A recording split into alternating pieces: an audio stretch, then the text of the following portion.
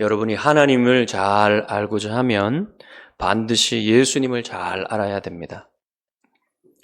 예수님을 잘 알지 않고는 하나님을 잘 알 수 있는 방법이 없기 때문에 그렇습니다. 여러분이 하나님을 잘 안다고 생각하는데 예수님을 잘 알지 못하고서 자신이 하나님을 잘 안다고 생각한다면 그건 착각일 뿐입니다. 성경이 하나님을 계시하는 방법은요, 예수 그리스도를 통해서 삼위 하나님을 알아가게 하는 거예요. 사도신경의 구조도 여러분 삼위일체적인 구조라고 했죠. 그런데 성경을 따라서 사도신경도 삼위일체를 계시할 때 예수 그리스도를 중심으로 삼위일체를 보여주는 구조를 가지고 있어요. 그러니까 사도신경은 예수 그리스도를 중심으로 삼위일체를 고백하는 신앙 고백입니다. 성경이 삼위 하나님을 계시할 때 예수 그리스도를 중심으로 계시를 하잖아요. 그것을 여러분이 성경을 읽으면서 확인을 해야 돼요. 여러분이 성경을 읽을 때에 이 성경 전체의 중심이 예수 그리스도라는 사실을 알고 읽어야 됩니다. 그러지 않으면 성경을 읽으면서도 딴 생각을 해요. 다른 것을 찾으려고 합니다. 성경 전체 어디를 여러분이 읽든지 간에, 성경 전체 여러분이 어디를 생각하든지 간에 그곳에서 하나님께서 예수 그리스도에 관해서 무엇을 말씀하시는지 여러분이 찾기를 힘써야만 합니다. 물론 모든 말씀들이 다 예수님을 직접적으로 언급하는 것은 아니에요. 어떤 곳은 성령 하나님, 어떤 곳에는 성부 하나님을 더 강조할 부분도 있습니다. 그리고 어떤 곳은 직접적으로 하나님을 얘기하지 않는 부분들도 있어요. 그렇지만 전체적으로 성경 66권은 다 하나님, 삼위 하나님을 드러내며 중심적으로 그 신학적인 중심이 예수 그리스도에게 있다는 것을 여러분 아셔야 됩니다. 자, 그래서 여러분, 이 하나님을 여러분이 삼위 하나님을 알아갈 때에 예수 그리스도를 중심으로 알아가야 하는 그 이유는 무엇이냐면요. 하나님이 여러분이 하나님을 알려고 할 때 오직 예수 그리스도를 통해서만 하나님을 알 수 있도록 하셨기 때문에 그래요. 예수님이 하나님이시잖아요. 신성을 가지고 계신 하나님이시잖아요. 그런데 그분이 인성을 취하시고 성육신 하셔서 우리 가운데 오셔서 하나님이 누구신지 보여주셨기 때문에 우리가 하나님을 알 수 있게 된 거예요. 바로 그 말입니다. 여러분은 예수님이 이 땅에 오셔서 성육신 하셔가지고 제자들에게 자신을 보여주시는 그 방법으로 예수님을 아시는 게 아니라 그 모든 이야기들을, 그 모든 사실들을 성경을 통해서 여러분에게 가르쳐 주십니다. 사도신경은 그 성경의 핵심을 담아서 예수 그리스도를 중심으로 삼위일체를 보여주는 그런 신앙 고백이에요. 자, 그래서 여러분이 반드시 예수님을 잘 알아야만 하나님을 잘 알 수가 있다는 것이에요. 그러면 예수님을 여러분이 잘 알려고 할 때 가장 먼저 정리해야 될 게 무엇이냐? 그것은 예수님의 이름을 아는 것입니다. 여러분이 한 사람을 새로 알려고 할 때 뭐부터 물어봅니까? 이름부터 물어보죠. 이름에는 많은 것이 들어있기 때문에 그래요. 고대 세계에는 더 그랬습니다. 고대 세계에서는 그 이름 안에 그 사람의 정체가 들어있어요. 그렇기 때문에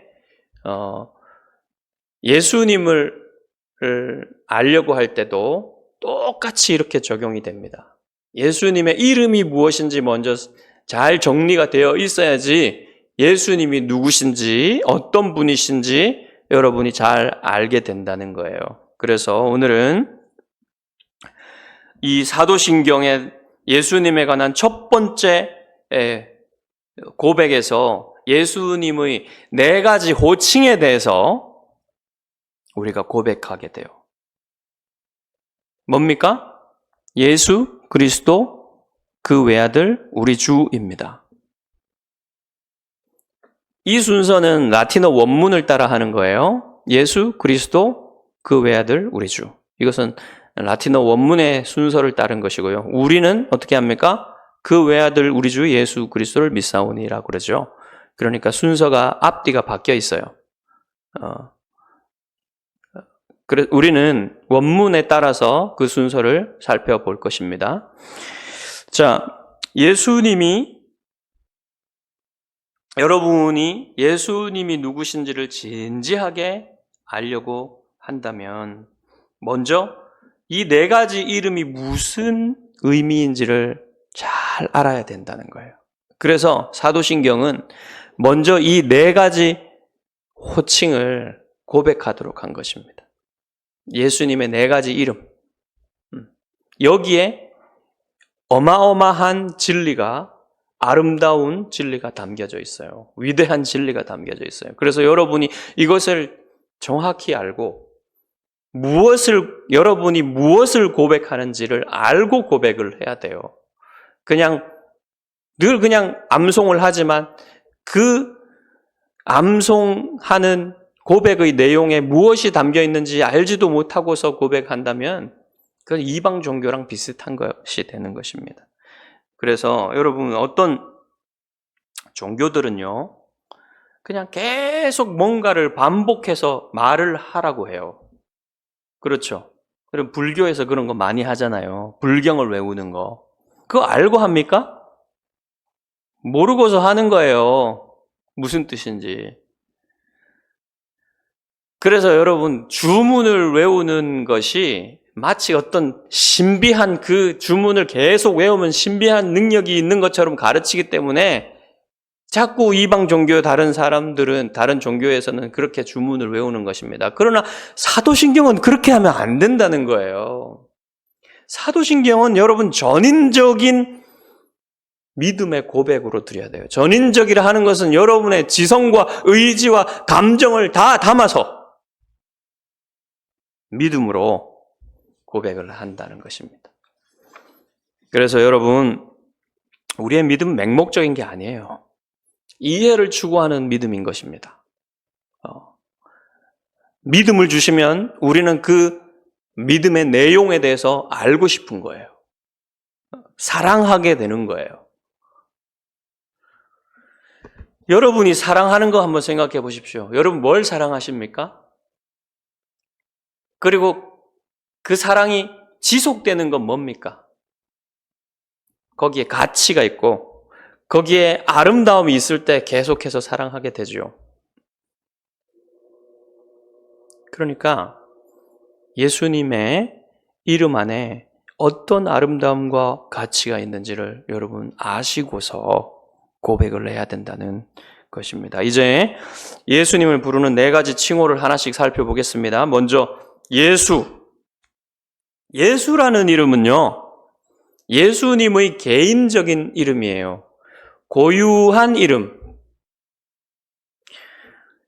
아버지 하나님께서 예수님이 성육신 하시기 전에 태어나실 예수님 아기의 이름을 미리 알려주셨어요.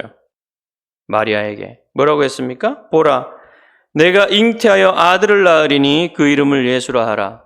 가브리엘 천사가 마리아에게 와서 알려주었죠. 그리고 마리아뿐만 아니라 마리아의 정혼한 남편인 요셉에게도 가서 가브리엘이 알려주었어요. 다윗의 자손 요셉아, 내 아내 마리아 데려오기를 무서워하지 말라. 그에게 잉태된 자는 성령으로 된 것이라. 아들을 낳으리니 이름을 예수라 하라. 예수가 예수님의 고유한 이름이고요. 다른 세 가지 호칭은 예수님의 직책, 예수님의 신분, 예수님의 지위를 나타내는 말이에요. 그리스도는 직책이고요. 하나님의 아들은 신분이고요. 그분의 더 깊은 정체를 나타내는 신분입니다. 그리고 우리 주는 지위예요, 지위. 하나님의 종 사도 바울이라고 할 때 여러분 거기에서 바울만 바울의 고유한 이름이죠. 그렇듯이 예수만 예수님의 고유한 개인적인 이름이라는 거예요. 자, 그리고 하나님은 태어날 아기의 이름을 예수라고 불러야 하는 이유에 대해서도 그 예수라는 이름의 뜻에 대해서도 알려주셨습니다. 아들을 낳으리니 이름을 예수라 하라. 이는 그가 자기 백성을 그들의 죄에서 구원할 자이심이라. 자기 백성을 그들의 죄에서 구원할 자이심이라. 세 가지입니다. 구원할 자, 어디에서? 그들의 죄에서, 그의 백성을. 이 세 가지 의미가 들어있는 거예요. 먼저 예수님은 구원자라는 뜻입니다.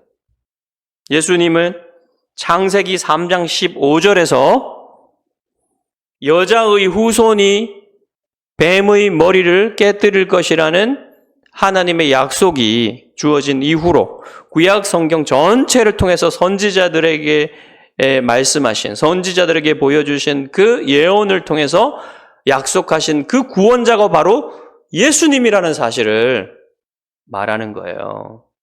두 번째로 예수님이 구원자이신데 어디에서 무엇에서 구원을 하시냐? 죄에서 구원하신다는 거예요. 여러분, 예수님은 정치 경제적인 구원자가 아닙니다. 예수님은 심리적인 불행이나 질병에서 여러분을 구원하시는 분이 아니에요. 예수님은 여러분을 죄에서 구원하시는 분이십니다.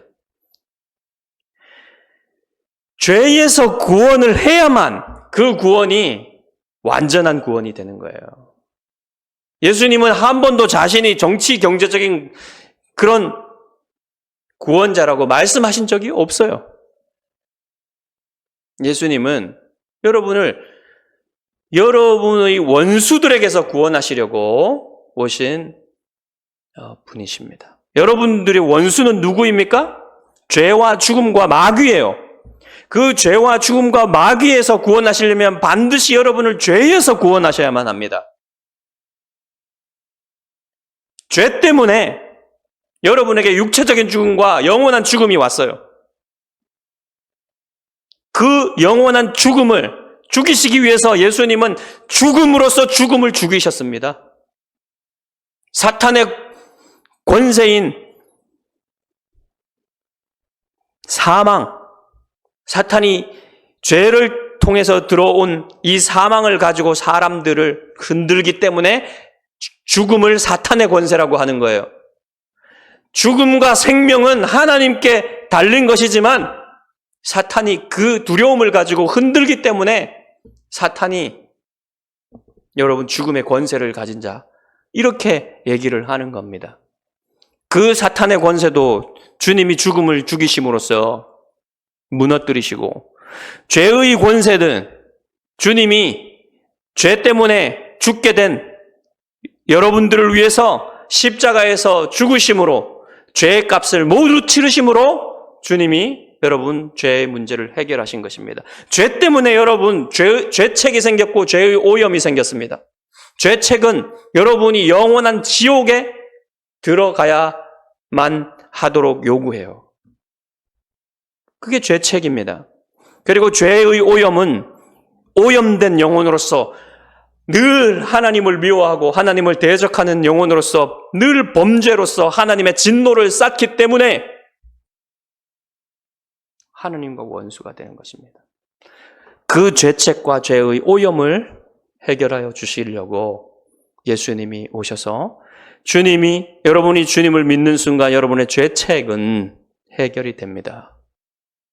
그러나 죄의 오염은 여전히 남아있는데 그것은 여러분이 평생토록 성령의 은혜로 말미암아 거룩하여져 가게 하심으로써 해결을 하시고 여러분이 죽는 순간에 성령께서 여러분 영혼에서 죄를 제거하셔서 죄의 오염을 제거하셔서 여러분이 영화로운 영혼이 되게 하시는 것이 하나님이 여러분을 구원하시는 방법이에요.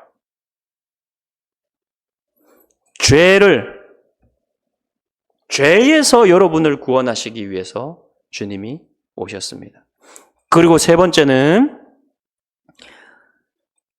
그 백성을 죄에서 구원하시겠다고 했죠. 여러분, 예수님이 십자가에서 죽으신 것은요, 모든 사람을 위해서 죽으신 게 아니에요. 그 백성을 위해서 죽으신 것입니다. 그 백성은 누구십니까? 누굽니까?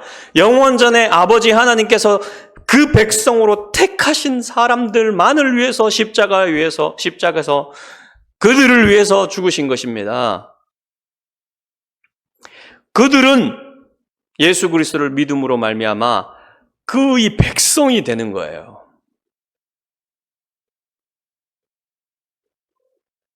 그 백성은 우리라고 하는 교회입니다.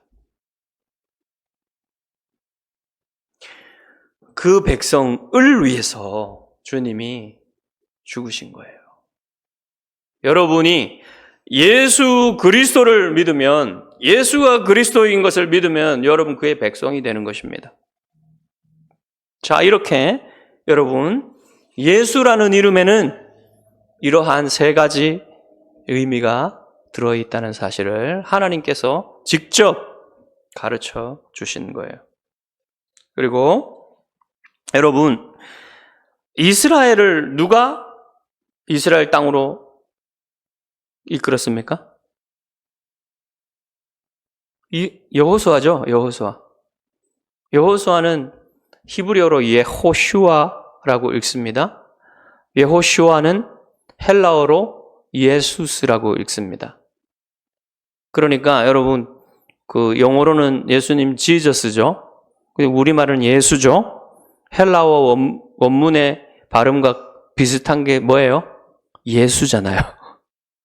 우리 발음이 더 헬라어 발음하고 원문 발음하고 비슷해요. 그러니까 예수스라고 했으면 더 좋았을 텐데 예수라고 읽는 것도 좋은 발음인 것 같습니다. 그래서 여러분이 이 여호수아가 어떤 사람입니까? 이스라엘을 약속의 땅으로 이끌어들여서 그 가나안 7 족속을 몰아내고 그곳에서 약속의 땅에 하나님의 은혜와 복을 누리게 이끈 하나님의 사람이잖아요.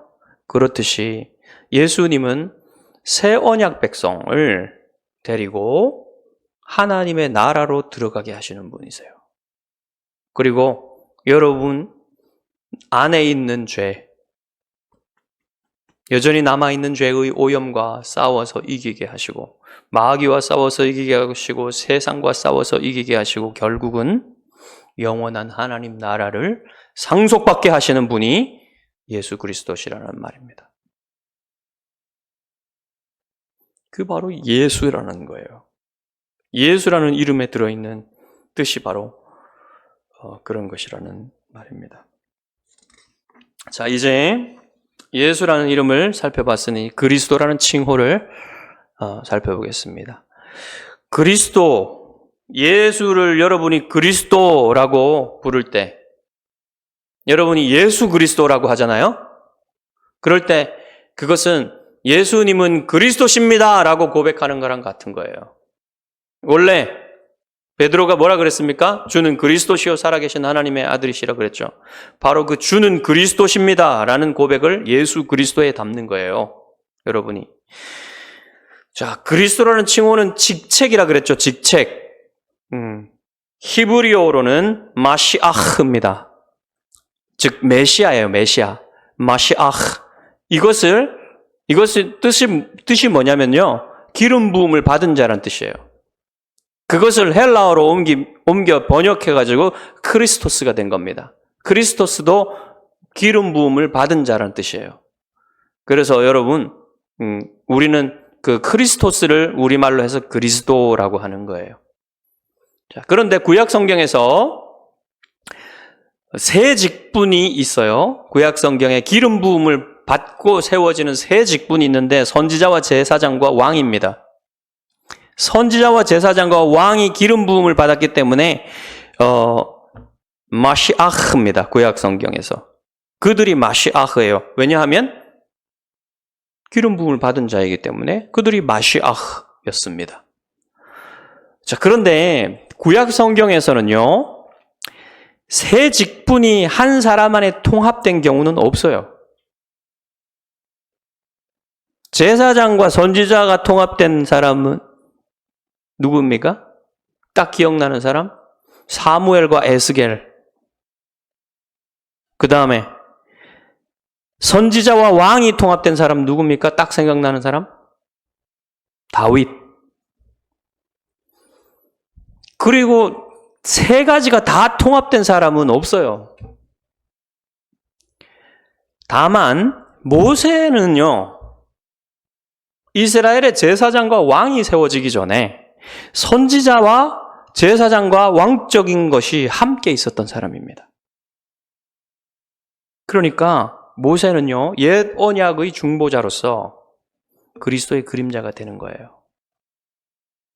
옛 언약 백성의 중보자로서 모세는 왕 같은 사람이었고 제사장 같은 사람이었고 선지자 같은 사람이었습니다. 그래서 여러분, 예수님을 새 언약에서는 새로운 모세라고 하는 거예요. 새로운 모세이신 그리스도 안에는요, 이 세 직책이 통합되어 있어요. 그리스도는 선지자이시고 제사장이시고 왕이십니다. 선지자라는 말은 무슨 말이냐면요, 선지자는 모두 하나님의 말씀과 하나님의 뜻을 백성에게 알려주는 사람이죠. 예수님도 그랬습니다. 예수님은 우리가 요한복음 할 때 자주 살펴보았죠. 예수님은 아버지의 뜻, 아버지의 말씀을 들은 것을 알려주신다 그랬어요. 선지자란 뜻입니다. 그런데 예수님은 독특한 선지자세요. 왜요? 예수님은 그 자신이 하나님의 말씀이세요. 그 자신이 하나님의 완벽한 자기 계시입니다. 예수님은 하나님 자신의 본체이십니다. 그분이 오셨을 때 우리는 예수님을 통하여 하나님을 볼 수 있는 거예요. 그래서 그분이 선지자이신 거예요. 그리고 그분은 제사장이셨습니다. 제사장은 뭐 하는 사람입니까? 하나님께 나아갈 때 제사장들이 제사를 집례하여서 대신 집례하여서 하나님께 예배 드릴 수 있도록 하는 자들이 제사장이었잖아요. 예수님도 제사장이었습니다. 백성이 완전한 의미에서 하나님 앞에 나아갈 수 없으니까 예수님 자신이 대제사장이 되셔서 자기 자신을 제물로 단번에 영원히 드리심으로써 우리가 하나님께 나아갈 수 있는 길을 여신 분이세요. 그래서 예수님을 제사장이라고 하는 겁니다. 그리고 세 번째로 예수님은 왕이십니다. 왕은 누구입니까?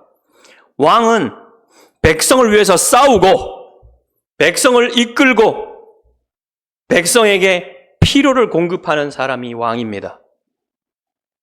예수님은 여러분을 위해서 죽으셨어요.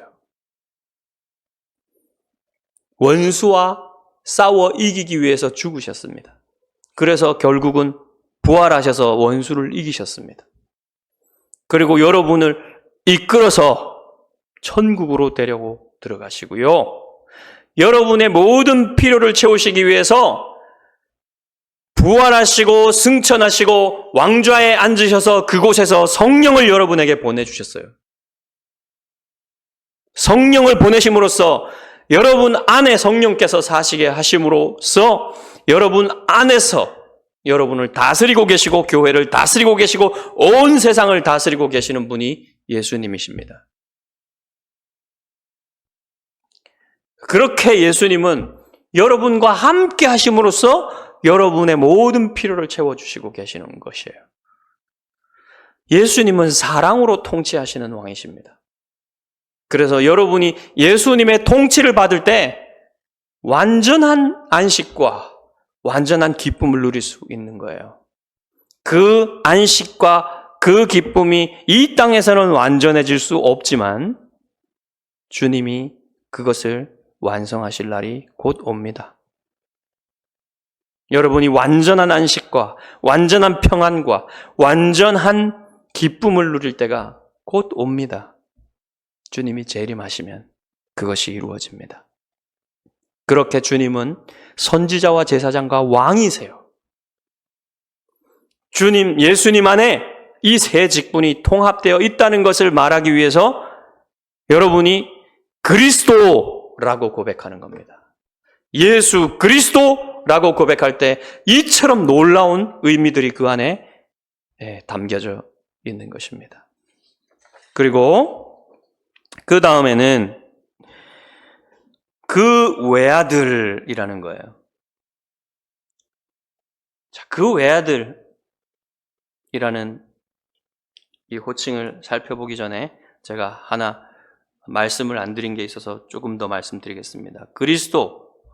그리스도의 백성으로서 여러분은 살아가잖아요. 그러면 여러분이 그리스도의 백성으로서 살아갈 때 어떻게 사는 것이 그리스도의 백성된 삶입니까?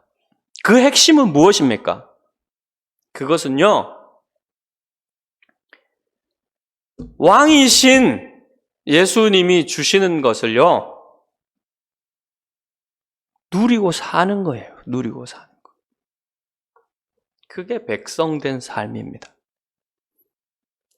왕이 주시는 것을 받고 그것을 기뻐하고 왕의 통치를 기쁨으로 받아들이면서 그 하나님 나라를 누리면서 살아갈 때 여러분이 하나님 나라의 백성인 거예요.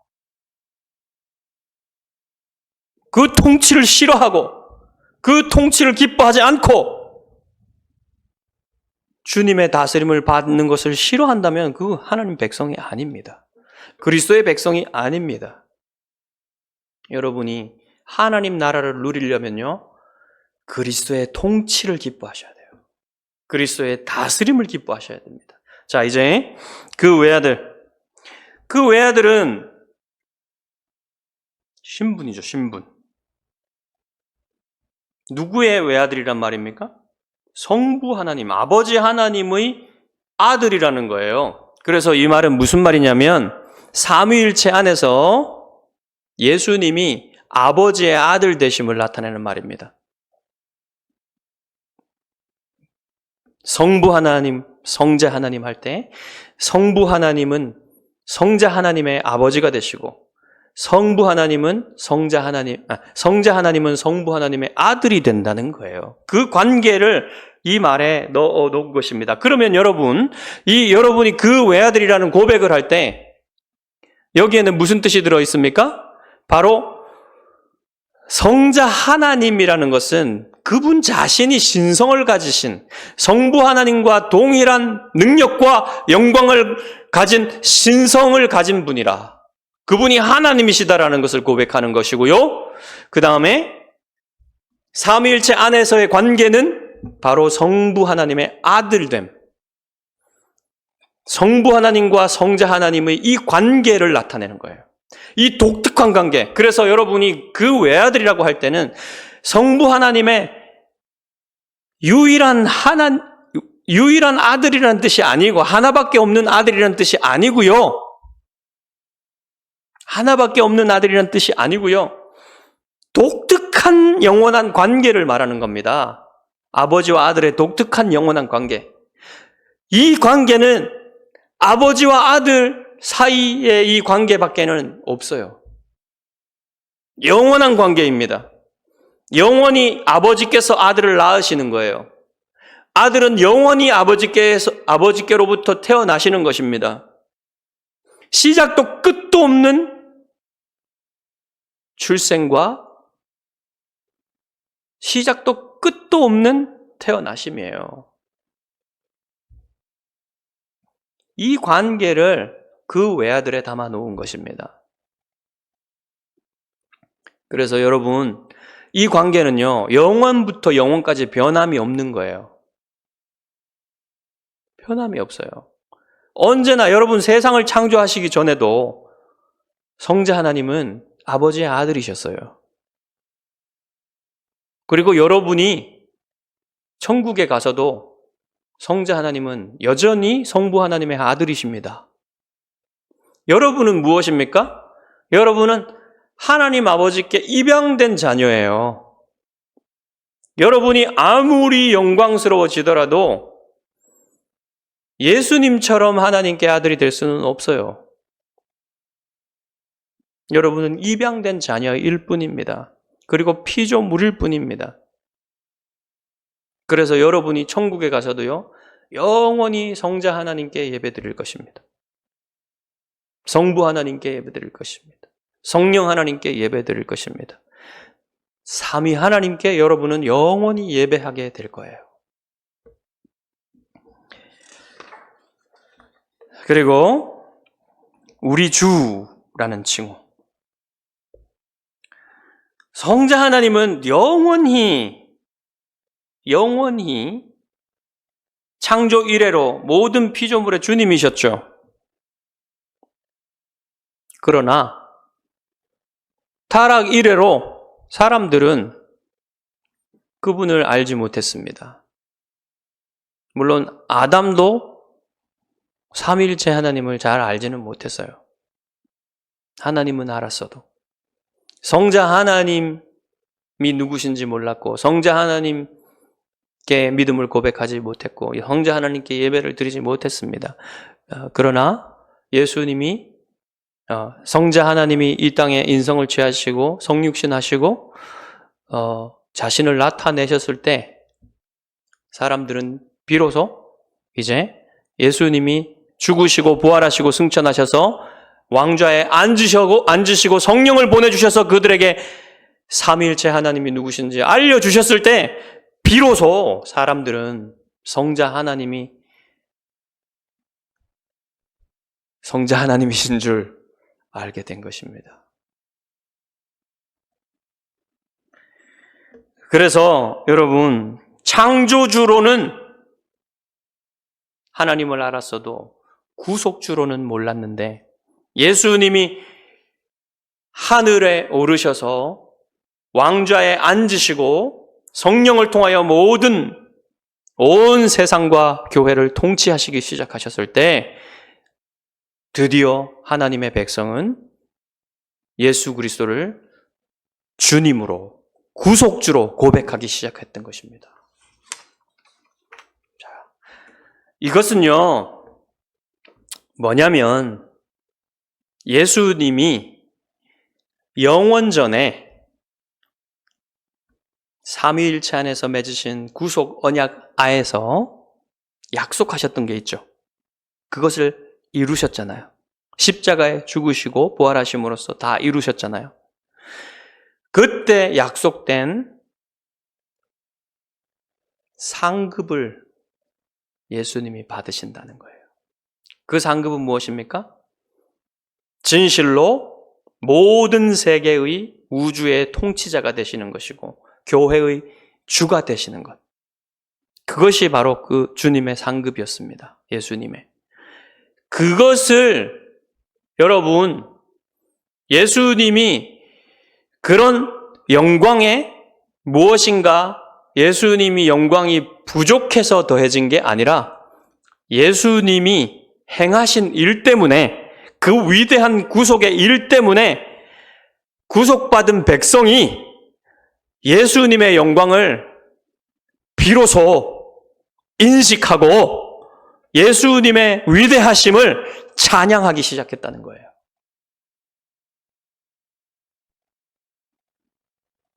그게 예수님 받으신 영광이십니다. 여러분이 성자 하나님의 영광을 인식하고 비로소 찬양하기 시작했다는 것입니다.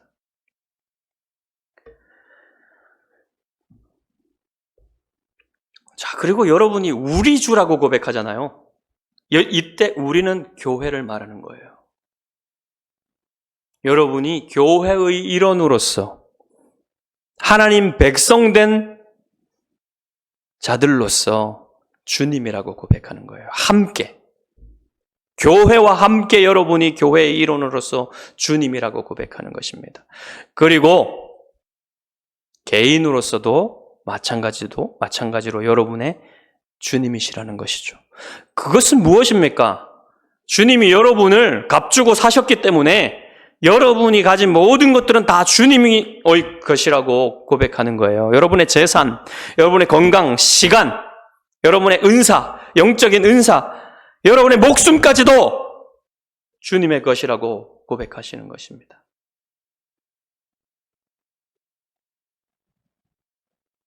여러분, 예수님이 여러분의 주님이십니까?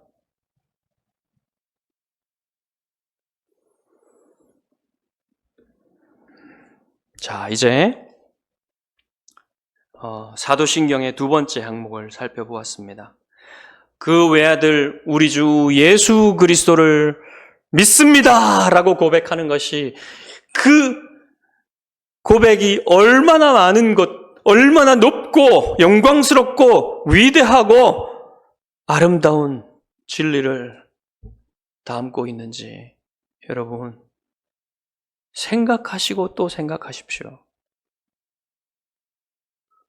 여러분이 고백하는 그 고백이 얼마나 기쁜 고백인지, 여러분이 고백하는 그곳에 얼마나 위대한 소망이 담겨 있는지 여러분 생각하시란 말입니다.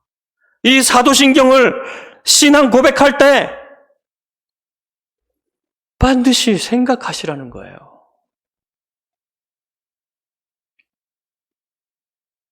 그래서 예수님의 이름의 영광을 위해서, 예수 이름의 영광을 위해서 살고 죽는 여러분 되시기를 주님의 이름으로 축복합니다. 기도하겠습니다.